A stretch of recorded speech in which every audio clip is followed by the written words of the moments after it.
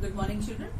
Today we will start with a new poem, Dover Beach by Matthew Arnold. Before we start with the actual teaching of the poem, I would like to dwell a little into the background of the poem. And the background of the poet, the times in which he lived. The reason why I will deal with this background is that the times in which the poet lived has a direct bearing on all his writings. Let's take an example here. Say in India during the British era. What all poets were there, whoever they might be, whether they were writing in English or Hindi or any other regional language. The basic flavor of their poetry was patriotism. They wrote about the shackles of British slavery, the pain of the Indians under the British rule, or they talked about the desire for independence or the hope that they would someday enjoy independence, talking about the past, the glorious past of India and the condition of India under the British rule. So somewhere in their poem you could see a direct reflection of India under the British rule. That's another thing, that the poets might have a different perspective to the times in which they lived. Now circumstances are always the same, but the poets may have a different perspective to look at things. Like some might find it gloomy, depressing scenario. Somebody else might find a ray of hope, be a little optimistic about the things, display faith, while others might show utter gloom, sense of hopelessness. Now your attitude, your perspective to the circumstances may be different, but the circumstances are the same, and they have a bearing on your writing style and also the content of your writing. So Matthew Arnold, children, now there were a lot of Victorian poets like Robert Browning, or you just read Thomas Hardy, Darkling Thrush. Pooja ma'am taught that last week. Now it is all dealing with those same times. You read Hardy and saw that pessimism, that gloom in his writing.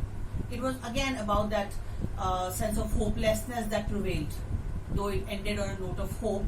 But he is talking about that hopelessness of those changing times, how gloomy they appeared. Similarly, Matthew Arnold is also a poet of the same era. Now, Matthew Arnold was a poet of the Victorian era, and he truly represented the age in which he lived. This age was marked by confusion. The basic characterizing feature of this age were the Industrial Revolution and the development in science. Now, evolution in science made people confused about religion. Now, why were people getting confused about religion when the science was developing? We will deal with that a little while later. Now, in these circumstances, this confused man was like a pendulum. You've seen a pendulum, how it moves to and fro. So he did not know. The man was in such a state of confusion. He was like a pendulum, and he did not know whether to follow the new fundamentals of science or to believe in the religion that he had been believing until now.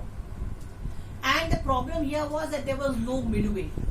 It could not be that, partly you believe in religion, partly you believe in fundamentals of science. You had to either believe completely in science or completely in religion. There was no midway possible.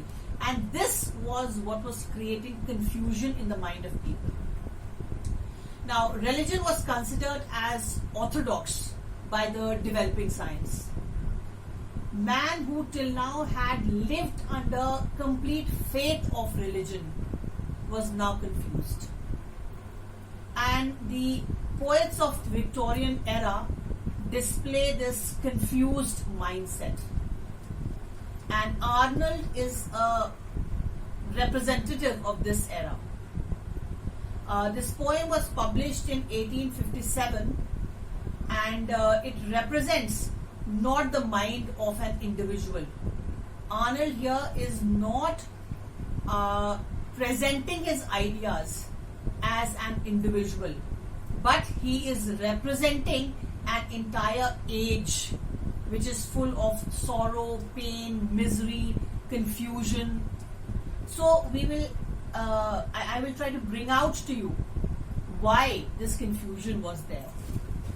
Now, Victorian age symbolized the age of conflict between traditional faith in religion and science. Victorian age marked and saw fast development of science as a result of Charles Darwin's theory of evolution of species. His book had come out, Evolution of Species, during this time. And the concept that Sigmund Freud gave about the analysis of human mind, his theory of ego, superego, and these scientific discoveries, many other scientific discoveries were there, which absolutely shook the man's faith in God and in the biblical vision of the human world. Now, children, where lay the confusion? Now, the confusion here was, now what is the biblical vision of the human world? Now, what does Bible say? Bible says that God created man in his own image. Right? You all have heard about the Bible and what Bible says about the origin of man. It talks about Adam, Eve, that how Adam was created, and how when Adam felt lonely, God took a rib out of, how was Adam created?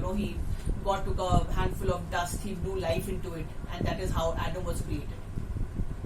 Then when Adam felt lonely, God created Eve. He put Adam to sleep, and from a rib of Adam, Eve was created. So all these things of man being created in the image of God, and after death, man returning to God, now to unite with his heavenly Father. Now all those things that form the basis of Christianity, the religion of that time. And people had absolute faith in all these philosophies. They never even thought of questioning it. They were but the gospel truth, they firmly believed in it. But then there came a time when Charles Darwin brought out his book, Evolution, Origin of Species, talking about evolution. And he said that, that Earth, how it started, you had those theories of Big Bang theory and all those things coming up. And how he proved, Charles Darwin, that life started from a single cell organism in water, sea, whatever. And how slowly the evolution of all the species on Earth, or how all the species on this Earth was just a process of evolution from that single celled organism. And he talked about man evolving from apes. Now when he talks about man evolving from apes, this idea is absolutely contradictory with what Christianity had been teaching till now, that God created man in his own image, took a handful of dust, blew life into it, Adam was created, Eve, and all those things. Now there was an absolute disparity in these two philosophies, what was given by Charles Darwin and what was given by or what Bible propounded. So this was a state in which there was absolute confusion in the minds of people. So it shook people's faith in God and the biblical vision of the world. And a great number of people, they became confused, doubtful, uncertain during these times. And this conflict between religion and science deprived man of peace and the spiritual force that sustained him in all miseries and misfortune. And what was this force that sustained mankind in all his miseries and misfortune? This force that sustained mankind in all his miseries and misfortunes was religion. And now that very basic source was absolutely shaken. Now, let's take an example here. Say, whenever you are troubled, whenever you have doubt, whenever you are in pain, whenever there is confusion, now you have your mother, and you know that your mother is a panacea for all ills that you can think of. Any problem, any pain, any suffering, any confusion, any question, you run back to her lap, and there you find absolute solace, absolute comfort, absolute happiness. And you know that as long as she is there, you have nothing to fear. But then suddenly, say, something happens that puts the entire question mark on the existence of that mother. Then what is your mindset? What is your mental state at that time? You know that you had been, this cannot be wrong, that you had been believing in your mother so much, you had been running to her, you had been getting all your answers. How is it that suddenly, she becomes a non-entity? Now, there is something different about science and religion. Science is very concrete. It has principles. It has, facts, figures that tell you that yes, this is a fact, and I present it with a lot of figures and facts to prove my point. And then when I present my fact with all those figures and all those statistics and data and everything, proofs, examples, then there is no way in which the other person will doubt what I say. But in religion, everything is so hypothetical. Bible says it. Everything is backed by Bible says it. It's written in Bible. Now, you believe what Bible says, and there isn't a concrete way of proving what Bible says. We believe because Bible says it. We have been told to believe in this. This is how things are, and we believe in what is told. Now, religion goes by faith, but science goes by concrete facts. So now man was in doldrums. Why? Because he realized that this is religion that he was believing in, and now there is science that is presenting him the facts. Now, during this time, herein lies the confusion in the life of man. On one hand is that science that is proving the things to be true, Charles Darwin with all his theories that he propounded, and on the other hand, religion going by faith.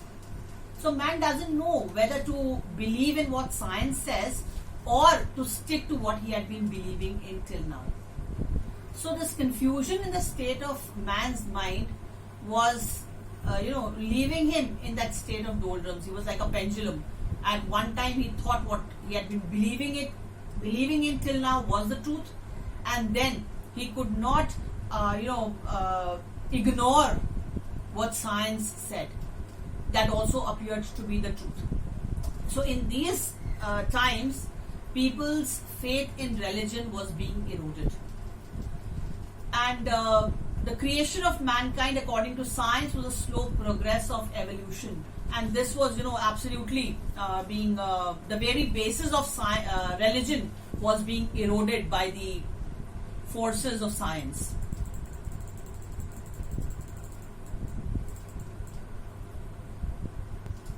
The people in Arnold's time found themselves in doldrums. They did not know what to believe. Neither could they shut their eyes to the new scientific discoveries, nor were they willing to accept that their religious faith was irrational and false. Now, this resulted in conflict in the minds of people.